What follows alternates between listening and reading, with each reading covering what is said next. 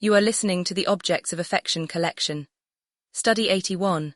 The Named Ghost, on the Reuters Unmasking of Banksy, the Ontological Value of Anonymity, and what it means when the market's most profitable secret becomes a name. This study, produced under the interpretive frameworks of the Objects of Affection collection (OAK), examines the Reuters investigation published on March 13, 2026, which presents evidence, including a handwritten confession from a 2000 New York arrest and Ukrainian immigration records, identifying Robin Gunningham, also known as David Jones, as the street artist Banksy. Anchored within OAC's proprietary critical lexicon, particularly the categories of zero-sum aura, moral weight per material, MWPM, the one original principle and narrative permanence, this study reads the unmasking not as a biographical event, but as a structural stress test.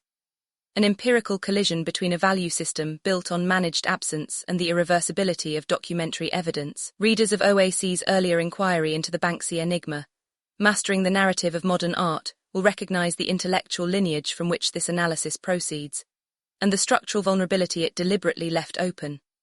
The confession in the archive on September 18, 2000, at 4:20 in the morning, a young man from Bristol was arrested on the roof of 675 Hudson Street in Manhattan's meatpacking district. He had been defacing a Marc Jacobs fashion billboard. He signed a handwritten confession. That confession, buried in New York court records for a quarter of a century, bears the name Robin Gunningham. Reuters published its findings on March 13, 2026. The investigation, a year in the making, involving travel records, Ukrainian immigration data, witness testimony from the village of Horenka, and the forensic excavation of those 2,000 court files, concluded in its own words, beyond dispute, that Robin Gunningham, now living under the assumed legal name David Jones, is Banksy. The art world has known this name since 2008, when the Mail on Sunday first identified Gunningham as the figure behind the pseudonym. But naming is not the same as proof. What Reuters has now introduced into the public record is something categorically different: documentation. A signature, a legal instrument, the state's own archive turned against the anonymity it inadvertently protected. This study is not about who Banksy is. That question, finally, has an answer. This study is about what happens to a value system, a market, an aesthetic, a cultural mythology, a particular species of aura, when the anonymous name behind it acquires a face, a birth certificate, a passport crossing record, and a handwritten confession on a disorderly conduct charge. This is a study about the semantic burden of the name. And it is a study about what the PLCFA framework has argued since its inception. That value built on the management of mystery is, by definition, structurally precarious, a sophisticated simulacrum awaiting its material reckoning. For the foundational account of that argument as it applies to the art world's economy of mystique, see OAC's study From the Aura to the Simulacrum, Benjamin, Baudrillard, and the Crisis of the Authentic.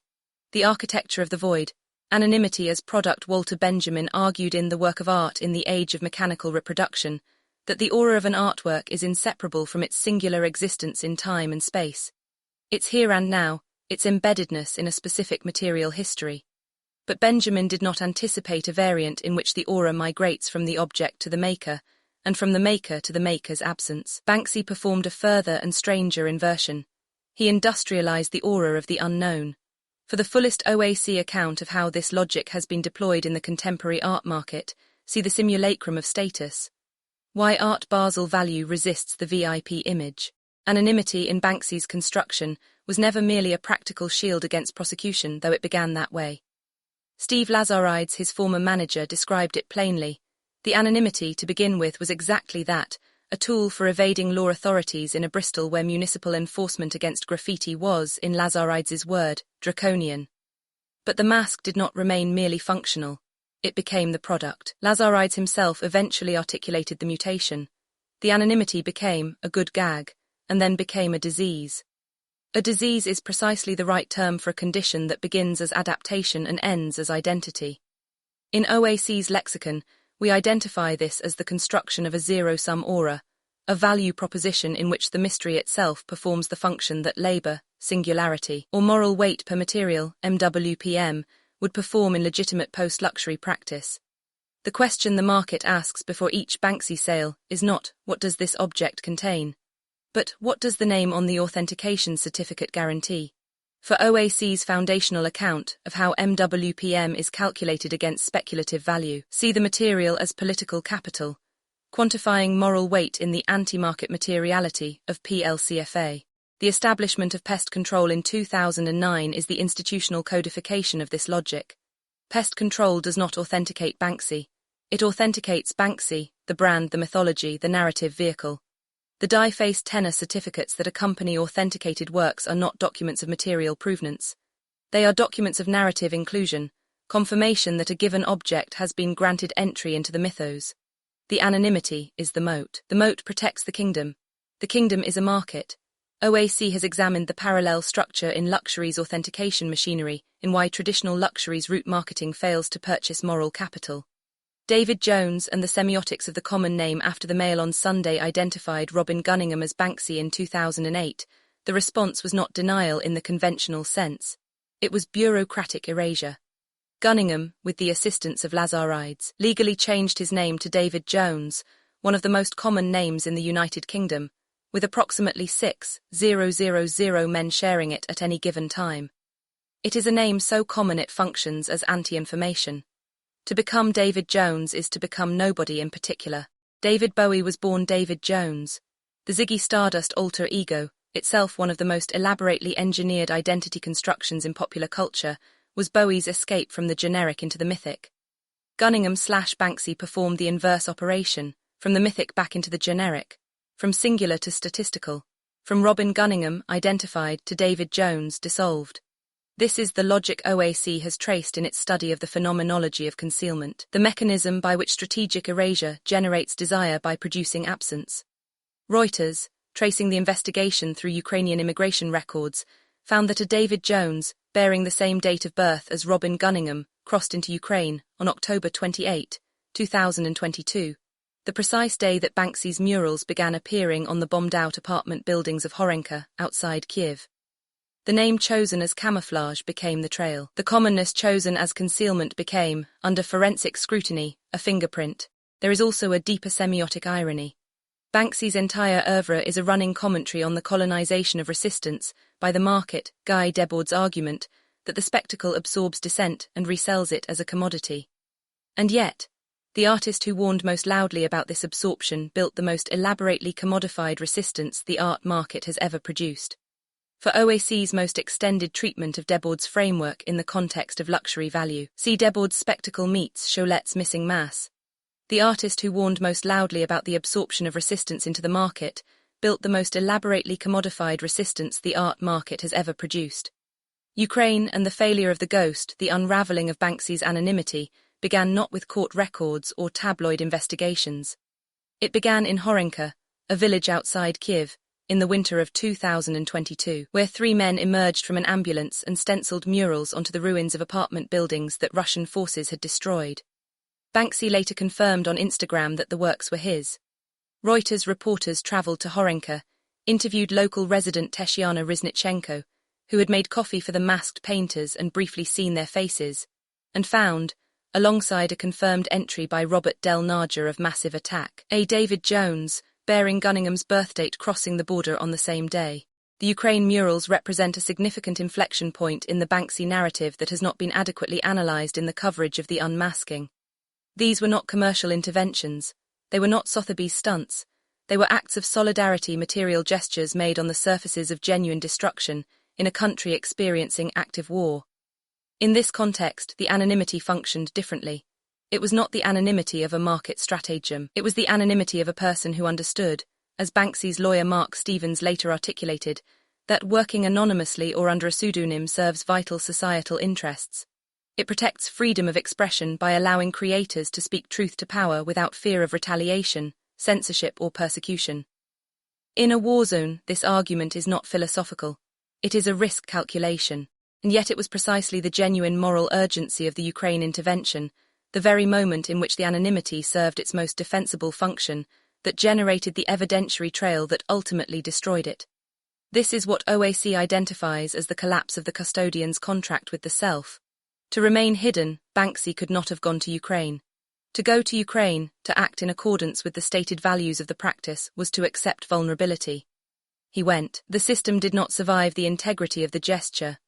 For OAC's full account of the custodian's contract as a structural framework, see the cost of stewardship, capitalizing on patronage validation, and the economics of emotional permanence. The shredder, the auction, and the market that rewards its own critique.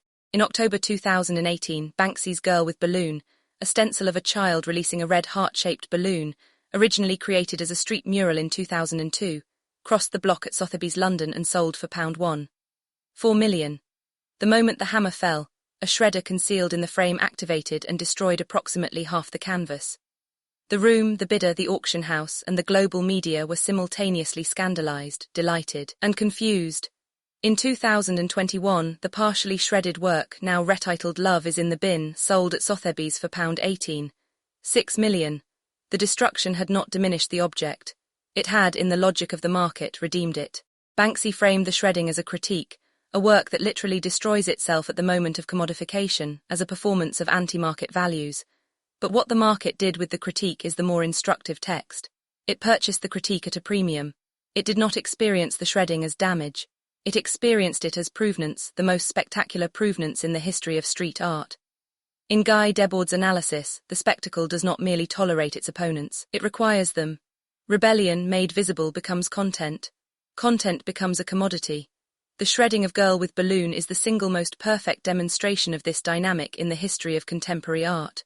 For OAC's extended analysis of this mechanism in the auction context, see the anti-speculative cost. Why Art Basel Miami needs the moral weight metric.